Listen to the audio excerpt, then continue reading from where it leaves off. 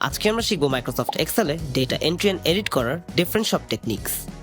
Data entry and editing এক্সেলের one of the most important aspects, কেননা এই skill দিয়ে আমরা অনেক ইম্পর্টেন্ট ও ফাংশনাল ডেটা সেটস প্রিপেয়ার করতে পারি।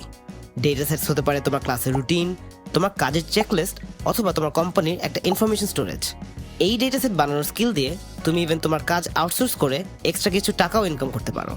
হেন্স বুঝতেই পারছো ডেটা এন্ট্রি এন্ড এডিটিং শেখাটা কেন এত বেশি নেসেসারি। আজকে আমরা ডেটা এন্ট্রি এন্ড এডিটিং অনেক প্র্যাকটিক্যালি অ্যাপ্রোচ করব। যেমন আমি আজকে সারাদিন যা যা কনজিউম করেছি সেটার একটা রাফ হিসাব আমার মাথায় আছে। হেন্স আজকে আমরা একটা এক্সপেন্স বা খরচের লিস্ট বানাবো। প্রথমেই ফাইল ট্যাবে গিয়ে নিউ বাটনটা প্রেস করে একটা ব্ল্যাঙ্ক ওয়ার্কবুক খুলে নিব। লিস্টটা যেন আমরা ইজিলি পড়তে পারি, তাই বাঁ দিকে নিচের স্লাইডারটা ইউজ করে আমরা আমাদের ওয়ার্কশিটটাকে করে নিব জুমড ইন। খেয়াল করে দেখো, ওয়ার্কবুকটা খোলার সাথে সাথেই আমাদের A1 সেলটা অলরেডি সিলেক্টেড হয়েছিল by default. As a result আমরা যদি সিম্পলি কিবোর্ডে লেখা স্টার্ট করে দিই, আমাদের ডেটা এন্ট্রি প্রসেস হয়ে যাবে শুরু।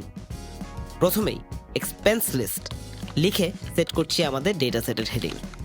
এবার চাইলেই আমরা আমাদের মাউসের কার্সারটা নিচের সেলে প্রেস করে কন্টিনিউ করতে পারি, কিন্তু ডেটা এন্ট্রি প্রসেসে আসলে মাউস দিয়ে ক্লিক করে এভাবে লেখাটা অনেক বেশি ইনএফিশিয়েন্ট। ইনস্টেড এক্সেলে ডেটা এন্ট্রি করার একটা গুড প্র্যাকটিস হলো কিবোর্ডের ট্যাব বাটন অ্যান্ড এন্টার বাটনকে সাইমালটেনিয়াসলি ইউজ করা। ফর এক্সাম্পল, আমি যদি ট্যাব বাটনটা প্রেস করি, দেখো আমরা এখন একটা সেল ডান দিকে চলে গিয়েছি। আরও দুইবার প্রেস করলে আমরা এখন ডানে মুভ করতে থাকবো।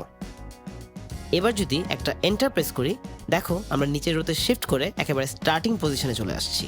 এর মানে ট্যাব অ্যান্ড এন্টার ইউজ করে আমরা আমাদের ওয়ার্কশিটকে একটা টাইপরাইটারে কনভার্ট করে খুব এফিশিয়েন্টলি ডেটা ইনপুট দিতে পারবো। মুভিং অন, আমি দুইবার এন্টার প্রেস করে লিখছি আইটেম, ট্যাব প্রেস করে লিখছি কস্ট। এবার ট্যাব অ্যান্ড এন্টার ইউজ করে আমি নোট ডাউন করবো আমার রিক্সা ভাড়া, আমার লাঞ্চ,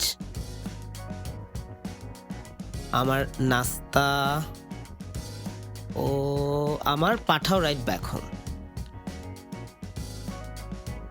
তো ইন টোটাল আমার খরচ হয়েছে 350 টাকা।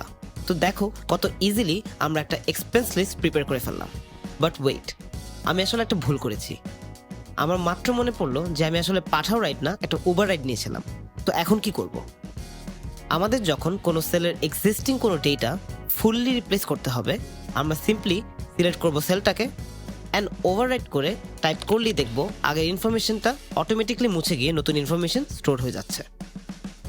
আমরা যদি পুরো ডেটা একটা সেলের রিপ্লেস না করে হালকা একটা পোর্শনে মডিফিকেশন আনতে চাই, ইন দ্যাট কেস মাউসের লেফট বাটনটা ডাবল ক্লিক করে সেলটাকে সিলেক্ট করব অ্যান্ড ব্যাকস্পেস দিয়ে নেসেসারি ডেটা মুছে মডিফাই করে ফেলবো খুব ইজিলি। এবার যদি কোনো সেলের কন্টেন্ট আমরা ডিলিটই করে দিতে চাই, আমরা সিম্পলি একটা সেল সিলেক্ট করব অ্যান্ড প্রেস করব আমাদের কিবোর্ডের ডিলিট বাটন। হাউএভার, কিবোর্ডের ডিলিট বাটন প্রেস করা আর উপরে হোম ট্যাবে ডিলিট বাটন প্রেস করার মধ্যে একটা বড় তফাৎ আছে।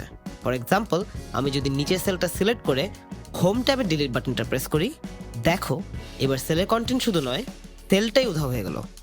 এর জন্য প্রতিটা সেল একঘর করে উপরে শিফট করে নষ্ট করে দিল আমাদের এক্সপেন্স লিস্ট। হেন্স হোম ট্যাবে ডিলিট বাটন ইউজ করতে হবে একটু কশাসলি।